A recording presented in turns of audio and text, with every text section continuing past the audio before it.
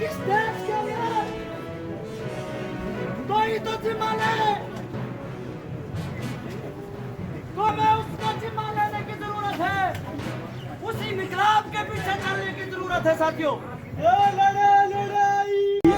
हम साफ तौर पर यहाँ से ये मांग कर रहे हैं कि जो पिछले दिनों 11 तारीख का अगर 11 दिसंबर की अगर हम बात करें तो स्मृति ईरानी जो हमारे माइनॉरिटी अफेयर के जो मिनिस्टर हैं उनके द्वारा एक फरमान जो वो लाया गया है कि जितनी भी इसको फेलोशिप जो मौलाना अब्दुल कलाम के नाम से जो दी जाती है उसको जो बंद किया जाएगा। और उसको बंद करने के पीछे जो रीज़न दिया जा रहा है वो ये दिया जा रहा है कि वो जो स्कॉलरशिप है, जो फेलोशिप है, वो दूसरी की जो स्कॉलरशिप स्टूडेंट्स को दी जा रही है उसको ओवरलैप कर रही है। चाहे वो आपका माइनॉरिटीज़ SC ST जितनी भी स्कॉलरशिप दी जा रही है उसको जो ओवरलैप कर रही है। लेकिन यहाँ पर हमें ये चीज़ समझने की ज़रूरत है कि सिर्फ और सिर्फ एक पर्टिकुलर माइनॉरिटी जो मुस्लिम माइनॉरिटीज़ वहाँ पे है उसको जो वो दबाने की कोशिश यहाँ पे की जा रही है। जिस तरह से वो ये कहा जा रहा है कि जो मुस्लिम कम्युनिटी के जो लोग हैं वो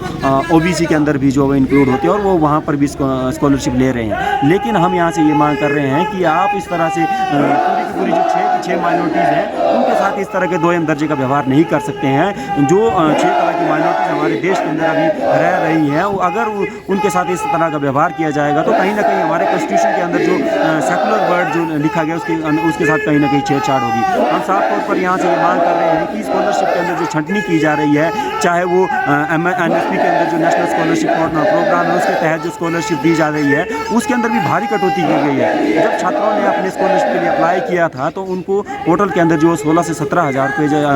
15 से 17 हज़ार रुपये जो स्कॉलरशिप जो वहाँ दिखाई जा रही थी, लेकिन जब छात्रों के खाते में वो स्कॉलरशिप आ रही है तो महज 4 हज़ार रुपये जो है वो वहाँ पे आ रहे हैं। हम साफ तौर पे यहाँ से ये मांग कर रहे हैं कि जितनी भी माइनॉरिटीज़ देश के अंदर हैं उनकी अपलिफ्टमेंट के लिए जितने भी कार्यक्रम सरकार द्वारा चलाए गए हैं, चाहे वो डिफरेंट कमीशन जो है उनके ऊपर फ्रेम किए गए थे, चाहे वो अभी की अगर हम बात करें जो 2005 के अंदर सचर कमीशन जो है वो फ्रेम किया गया था और 2009 के अंदर उसकी रिकमेंडेशन आई थी कि माइनॉरिटीज़ की अपलिफ्टमेंट के लिए जो रिलीजियस माइनॉरिटीज़ हमारे देश के अंदर रह रही हैं उनकी अपलिफ्टमेंट के लिए कहीं ना कहीं उन्हें जो फेलोशिप है वो दी जानी ज़रूरी है। इसलिए हम यहाँ से ये मांग कर रहे हैं कि वो जो फेलोशिप छात्रों को दी जा रही है उसको बंद ना करते हुए उसे जो कंटिन्यूटी के अंदर छात्रों को दिया जाना चाहिए ताकि छात्र अपनी एजुकेशन जो है उसको पूरा कर सकें।